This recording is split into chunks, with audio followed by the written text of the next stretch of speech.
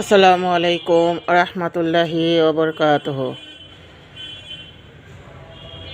আল্লাহুম্মা সাল্লি আলা মুহাম্মাদি ওয়া আলা আলি মুহাম্মাদ কামা সাল্লাইতা আলা ইব্রাহিমা ওয়া আলা আলি ইব্রাহিম ইন্নাকা হামিদুম মাজিদ। আজকে হচ্ছে শাবান মাসের 14 তারিখ দিবাগত রাত্র। আর এই 14 তারিখ দিবাগত রাত্র হচ্ছে সাধারণত মানুষের ছোটোখাটো গুনাহগুলো মাফ করার একটি সুযোগ। তো আমরা সচরাচর যে বিষয়গুলো দেখে থাকি যে শাবান মাসকে আমরা একটা আলোকসজ্জিত মাস করে থাকি, মোমবাতি, আগরবাতি ইত্যাদি ইত্যাদি, হ্যাঁ, মাজার, তারপরে হচ্ছে কবর, এই সমস্ত সাজানো, লাইটিং করা, বিভিন্নভাবে আমরা উদযাপন করে থাকি। কিন্তু ইসলামী শরিয়া মোতাবেকে এই ধরনের কোনো প্রচলন নাই। আরবিতে বলা হয়েছে নিসফিহি মিন শাবান। শাবান মাসের এটা হচ্ছে 8ম মাস, রমজানের আগের মাস। তো রমজানের আগের মাসে প্রিপারেশন নেওয়ার জন্য যে ধরনের প্রস্তুতি প্রয়োজন সেই ধরনের প্রস্তুতিকে বলা হয়, সেই মাসটাকে বলা হয় শাবান মাস। তো সবটা জিনিসেরই প্রথম টেস্ট হয়। কোনো এক্সাম দিতে গেল যেরকম টেস্টের প্রয়োজন হয়, তারপরে ফাইনাল, ঠিক রমজানের বেলায়ও তার ব্যতিক্রম না। রমজানের বেলায়ও আল্লাহ পাক রাব্বুল আলামিন টেস্ট, তারপরে ফাইনাল এক্সাম রেখেছেন। সবাই আশা করি অল্পতেই বুঝতে পারবেন শাবান মাস কিসের জন্য ফজিলত। শাবান মাস সবচেয়ে উত্তম হচ্ছে রমজান বা সিয়াম পালন করার জন্য সবচেয়ে বেশি ফজিলত, এবং নফল ইবাদতগুলো করার জন্য সবচেয়ে বেশি ফজিলত, তাহাজ্জুদে ওঠার অভ্যাস করার জন্য ফজিলত। তবে শাবান মাসে 14 তারিখ দিবাগত রাত্রে ফজিলতগুলো অবশ্যই করবেন। সেটা যতটুকু সম্ভব হয় শরীয়ত মোতাবেক, শরীয়তের বাহিরে গিয়ে করা যাবে না, শরীয়তের মধ্যে থাকতে হবে। সেভাবেই 14 তারিখ দিবাগত রাত্রের ইবাদতগুলোকে করতে হবে। শাবান আরবি মাসের 8ম মাস। এই মাসটি বৎসরের 12 মাসের মধ্যে একটি উল্লেখযোগ্য ফজিলতের মাস। এই মাসের 14 তারিখ দিনগত রাতে শবে বরাত বা নিসফিহি মিন শাবান। এই কারণে ইহার মর্তবা অত্যাধিক। তো এই নিসফিহি মিন শাবানে সবাই 2 রাকাত করে নফল নামাজের নিয়ত করবেন। যতক্ষণ জাগতে পারেন ততক্ষণ পর্যন্ত আপনারা অবশ্যই নফল ইবাদতগুলো করবেন বা নফল নামাজগুলো পড়বেন। আর বিশেষ করে যে ইবাদতটা বেশি করবেন সেটা হচ্ছে আস্তাগফিরুল্লাহ আল্লাযী লা ইলাহা ইল্লা হুয়াল হাইয়ুল কাইয়্যুম ওয়া আতুবু ইলাইহি। দুরূদ শরীফ পড়বেন, আল্লাহুম্মা সাল্লি আলা মুহাম্মাদি ওয়া আলা আলি মুহাম্মাদ কামা সাল্লাইতা আলা ইব্রাহিমা ওয়া আলা আলি ইব্রাহিম ইন্নাকা হামিদুম মাজিদ। আল্লাহুম্মা বারিক আলা মুহাম্মাদি ওয়া আলা আলি মুহাম্মাদ কামা বারাকতা আলা ইব্রাহিমা ওয়া আলা আলি ইব্রাহিম ইন্নাকা হামিদুম মাজিদ। তারপরে যে জিকিরগুলো পড়তে পারেন, সুবহানাল্লাহ সুবহানাল্লাহ সুবহানাল্লাহ, আলহামদুলিল্লাহ আলহামদুলিল্লাহ আলহামদুলিল্লাহ, আল্লাহু আকবার আল্লাহু আকবার আল্লাহু আকবার, লা ইলাহা ইল্লাল্লাহু ওয়াহদাহু লা শারীকা লাহু লাহুল মুলক ওয়া লাহুল হামদু ওয়া হুয়া আলা কুল্লি শাইইন কাদির। লা ইলাহা ইল্লাল্লাহু ওয়াহদাহু লা শারীকা লাহু লাহুল মুলক ওয়া লাহুল হামদু ওয়া হুয়া আলা কুল্লি শাইইন কাদির। সুবহানাল্লাহি ওয়া বিহামদিহি সুবহানাল্লাহিল আযীম সুবহানাল্লাহি ওয়া বিহামদিহি সুবহানাল্লাহিল আযীম সুবহানাল্লাহি ওয়া বিহামদিহি সুবহানাল্লাহিল আযীম। রাদিতু আল্লাহুম্মা ইন্না নাসআলুকাল জান্নাত আল্লাহুম্মা ইন্না নাসআলুকাল জান্নাত আল্লাহুম্মা ইন্না নাসআলুকাল জান্নাত, আল্লাহুম্মা ইন্না নাসআলুকাল জান্নাত। হাসবুনাল্লাহু ওয়া নি'মাল ওয়াকিল, হাসবুনাল্লাহু ওয়া নি'মাল ওয়াকিল, হাসবুনাল্লাহু ওয়া নি'মাল ওয়াকিল, নি'মাল মাওলা ওয়া নি'মান নাসির।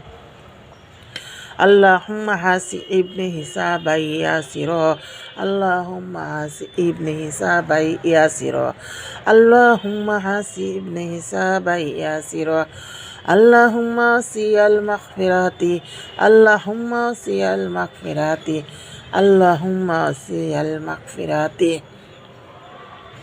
তারপরে দুরূদ পড়তে পারেন হুয়াল হাইয়ুল কাইয়ুম, হুয়াল গানিয়ুল মাতিন, হুয়াল হাইয়ুল কাইয়ুম, হুয়াল গানিয়ুল মাতিন, হুয়াল হাইয়ুল কাইয়ুম, হুয়াল গানিয়ুল মাতিন।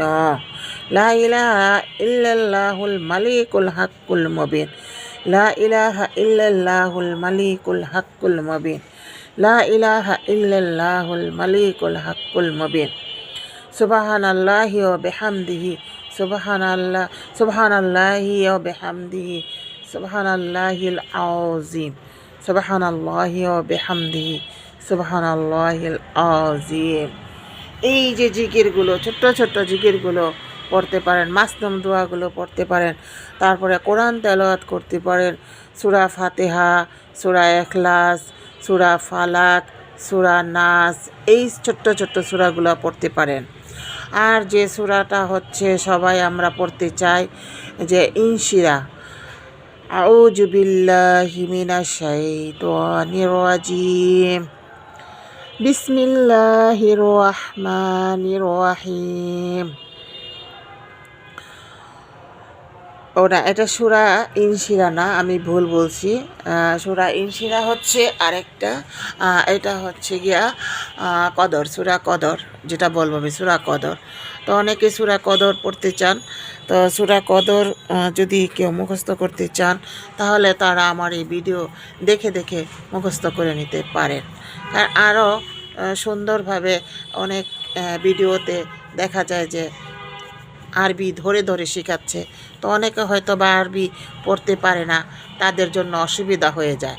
তো যারা শুনে শুনে শিখবেন তারা আমার এই ভিডিওটা ফলো করতে পারেন। বিসমিল্লাহির রহমানির রহিম। ইন্না আনজালনাহু ফি লাইলাতুল কদরি ওমা আদরাকা মাল লাইলাতুল কদরি, লাইলাতুল কদরি খায়রুম মিন আলফি শাহর, তানাজ্জালুল মালাইকাতু ওয়ার রূহ ফিহা বিইজনি রাব্বিহ মিন কুল্লি আমরিন হিয়া সালামুন হাত্তা মাতলাইল ফাজরি। এই যে দোয়াটা পড়তে পারেন, তারপরে এই সূরাটা পড়তে পারেন। তারপরে আরও যে সূরাটি আছে, যেমন সূরা ইখলাস, সূরা ফালাক, সূরা নাস, এই দোয়াগুলো পড়বেন। আর বেশি বেশি করে হচ্ছে দুরূদ শরীফ পড়বেন। দুরূদ শরীফ তো আমি বলেই দিলাম। এই রাতে কোরআন তেলাওয়াত করবেন, সমস্ত মুদ্দারবাসীদের জন্য দোয়া করবেন। একদা রাসূল সাল্লাল্লাহু আলাইহি সাল্লামের এক হাদিস থেকে বর্ণনা পাওয়া যায় যে একদা রাসূল সাল্লাল্লাহু আলাইহি ওয়াসাল্লাম যখন তার স্ত্রীর ঘরে শোয়া অবস্থায় ছিলেন, তখন তিনি রাত্রে উঠে তিনি বাকিতে গিয়ে মুদ্দার ব্যক্তিদের জন্য দু হাত তুলে আল্লাহর কাছে জিয়ারত করে কান্নাকাটি করতেছিলেন, যাতে কবরবাসীদের গুনাহ খাতা আল্লাহ পাক রাব্বুল আলামিন মাফ করে দেয়। তো এমতো অবস্থায় আম্মা আয়েশা যান যখন দেখলেন যে তিনি তার বিছানায় নাই বা ঘরে নাই, তিনি খোঁজার জন্য বের হয়ে গেলেন।